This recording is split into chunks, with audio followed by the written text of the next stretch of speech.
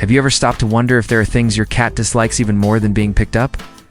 Most of us assume we understand our cats. We feed them, pet them, play with them. But sometimes without realizing it, we step into small daily situations that quietly frustrate them. And the surprising part is this: many of these moments feel completely harmless to us. In this video, we're going to walk through 10 common situations that can deeply irritate even the calmest feline. It's not to make you feel guilty, not to overwhelm you, to help you see your cat from a slightly different angle. Because when you understand what stresses them, you change the atmosphere of your entire home. Some of these may seem obvious, so others might catch you off guard. And the last one, it often surprises even experienced cat owners. If you live with a cat, there's a good chance at least one of these happens more often than you think. So let's start with something that feels small, but matters more than you realize. Number 1, being woken up while they're sleeping. Cats sleep a lot. Sometimes it feels like most of the day. But that sleep isn't laziness. It's recovery. It's instinct. It's how they recharge the quiet hunter inside them. When a cat curls up and closes their eyes, they're not just resting. They're entering a state where they feel exposed. In the wild, sleep is when a predator is most vulnerable. Even in the safety of your home, that instinct hasn't disappeared. So when a cat is suddenly shaken, called loudly, or picked up mid-nap, their nervous system reacts before their mind does. It's that quick flinch, the sharp look, sometimes even a swat. It's not attitude, it's survival memory. Imagine being pulled out of a deep sleep without warning. Your heart jumps, your body tenses. For a moment, you don't know what's happening. Cats experience something very similar. If you need to wake them, try soft sounds, a gentle voice, a light touch near their side instead of their face. You let them surface slowly. When their rest is respected, they begin to associate you with safety instead of surprise. And if something as simple as sleep can trigger stress, wait until you see what happens when food is involved. Number 2, being interrupted during meals. For a cat, mealtime is never just about eating. It's instinct wrapped in routine. Long before bowls and kitchens existed, survival depended on catching prey and guarding it. Ow. That ancient memory still lives quietly inside them. So when your cat lowers their head to eat, they are entering a focused, protective state. If someone reaches toward their bowl, pets them repeatedly, calls their name loudly, or moves the dish while they're eating, it can create tension. Some cats will stop immediately. Others may stiffen. A few might even react defensively. It's not because they're ungrateful, but because in that moment, their brain is wired to protect resources. Imagine trying to enjoy your meal while someone keeps tapping your plate or pulling your chair back. It breaks concentration. It feels intrusive. Cats experience that interruption in a much deeper, instinctive way. One simple shift makes a difference. Let them finish in peace. If you have multiple cats, separate bowls, and create small feeding zones to prevent subtle competition. Even if there's no visible conflict, tension can build silently. When you respect their eating ritual, you reinforce trust. You show them that their basic needs are safe with you. And that sense of security carries into the rest of their behavior. But if food triggers instinct, height triggers something even stronger. Number 3, not being allowed to climb on the dining table. Cats are drawn to height the way we're drawn to windows with a view. From above, everything makes sense. Movement is easier to track. Sounds are clearer.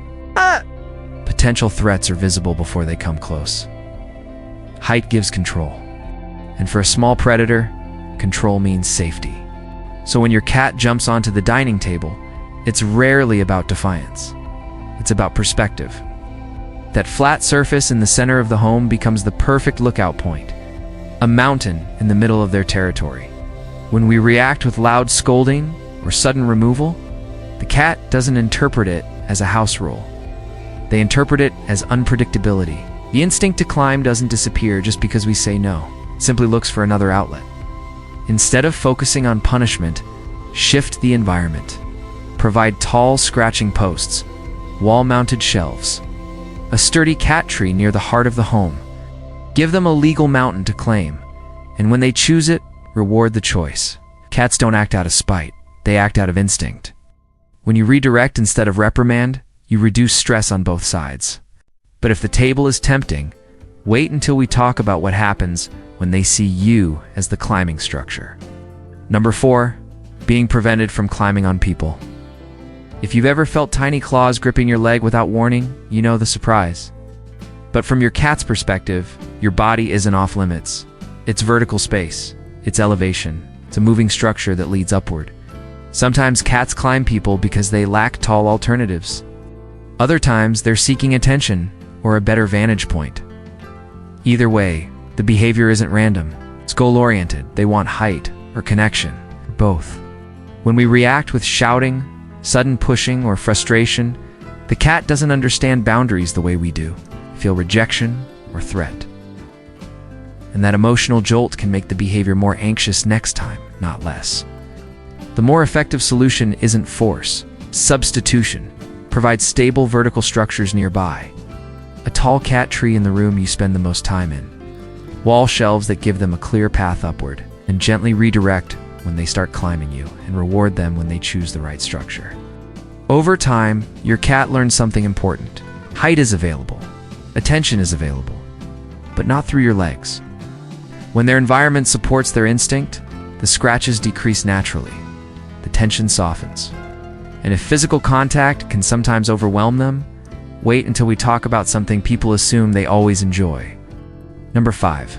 Not being allowed to chew on plants. Too many cats, plants are irresistible. The soft movement of leaves, the earthy scent, the texture against their teeth, it isn't just curiosity, it's sensory stimulation. And in small amounts, chewing plant fiber can even support digestion. The problem, of course, is that not all plants are safe. Some common household species can be toxic. So the instinctive response is to remove every plant from reach and forbid any interaction. From a safety standpoint, that makes sense. From your cat's perspective, it can feel like sudden deprivation. When something repeatedly attracts their attention and they're constantly pulled away, frustration builds. And frustrated behavior rarely disappears quietly. It intensifies. They become more persistent, more creative. Instead of banning everything, create a safe alternative. Offer cat grass. Place non-toxic greenery at their level. Move harmful plants higher or into rooms they can't access. This way you're not suppressing the instinct, you're guiding it. Cats don't chew leaves to challenge you. They chew because it feels natural. When their environment allows safe expression of that instinct, tension decreases on both sides. But there's another instinct people misunderstand even more. One that happens during affection. Number 6. Being petted excessively. It's easy to assume that if a cat leans into your hand once, they want you to keep going forever. After all, affection feels like love. Love feels harmless. But for many cats, touch has a limit. And that limit can arrive faster than most people expect. At first, everything seems fine. They're purring. Their eyes soften. They stay close. But then subtle shifts begin. Tail flicks slightly. The ears rotate back. Their skin ripples under your hand. These aren't random movements. They're early signals. It's quiet ways of saying, that's enough. When those signals are ignored, the nervous system escalates. What started as pleasant stimulation becomes irritation, the body becomes overstimulated, and suddenly, there's a nip. Or a swat. Not because the cat changed personalities, but because the boundary wasn't noticed.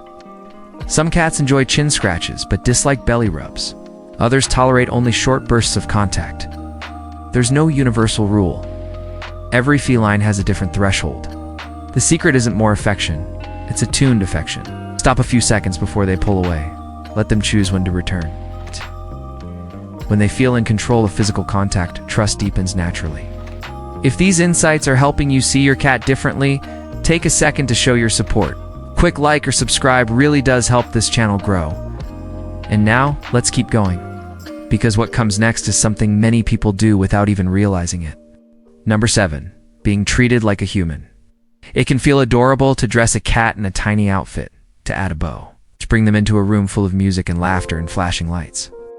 From our perspective, it looks like inclusion, celebration, affection expressed outwardly.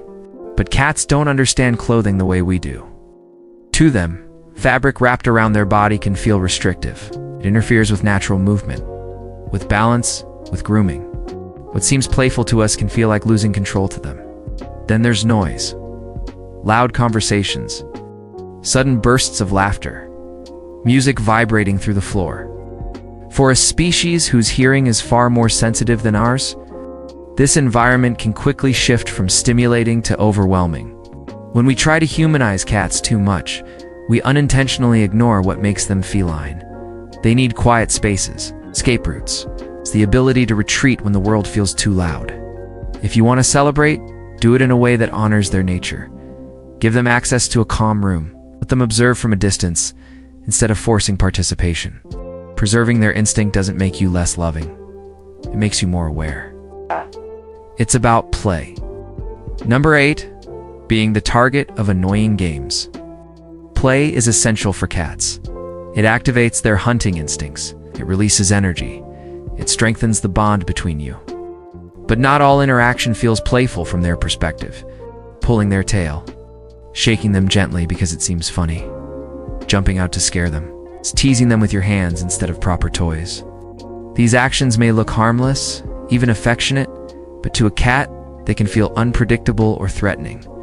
When a cat feels cornered or startled, their response is reflexive. A scratch, a bite, a sudden dash away. Not because they're mean, not because they don't love you, but because their body moved into defense mode. Cats thrive in games that simulate hunting in a controlled way. A feather wand that moves like prey, soft ball rolling across the floor, a laser that mimics chase used carefully and paired with a real catch at the end. These allow them to engage instinct without fear. The moment play crosses into annoyance, trust shifts. They begin to associate your hands with unpredictability instead of safety, and rebuilding that trust takes time. Healthy play respects rhythm. It allows the cat to initiate, to pause, to walk away. When you follow their pace instead of forcing yours, the experience becomes mutual. But interaction isn't the only thing that shapes their emotional balance. Sometimes the environment itself quietly changes their behavior. Number 9, not having access to fresh air or outside stimulation. Cats may live indoors, but their senses are still wired for the outside world. The movement of birds across the sky, the rustling of leaves, the shifting scents carried by the wind. These aren't small details to them. They're mental nourishment. When a cat lives in a completely closed environment with no window access, no safe balcony, no visual connection to movement beyond the walls, boredom can begin to take root. And boredom in cats rarely looks dramatic at first. It looks subtle. It's longer naps, slower reactions, then sometimes over-grooming, repetitive scratching at doors, restlessness at night. Visual and scent stimulation play a major role in feline well-being. A simple window perch can become hours of quiet engagement. A screened balcony can transform their routine. Sunlight alone regulates mood and energy cycles. This doesn't mean letting them roam freely and unsafely. It means controlled exposure, safe access. It's the ability to observe without danger. When cats can watch the world from a protected space, they feel connected without being threatened. That balance reduces anxiety in ways toys alone sometimes can't. But even fresh air and sunlight aren't enough if something deeper is missing. Number 10, lacking stimulation or meaningful activity. Out of all the things we've talked about, this one may be the most impactful. Because even if a cat sleeps often, their mind is never meant to stay idle for too long. Beneath that calm exterior is a predator designed to track, chase, solve, and explore. When a cat lives in an environment with no variation, no climbing paths, no interactive toys, no daily engagement, boredom doesn't just linger. It transforms. It turns into stress, into weight gain, into sudden bursts of nighttime energy, into behaviors that owners often label as bad, when in reality, they're signs of unmet instinct. Mental stimulation is not optional for a healthy cat. It's foundational. Simple hunting-style play sessions, rotating toys so they don't become predictable, creating vertical routes across furniture. Even short, focused interaction each day can completely shift their emotional balance. When a cat's brain is engaged, something changes. They become calmer, more affectionate, more present, because their instincts have been acknowledged rather than suppressed.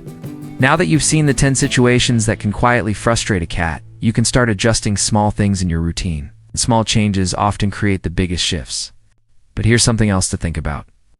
If there are things your cat dislikes, or also things they wish you understood about them, that's where we're going next.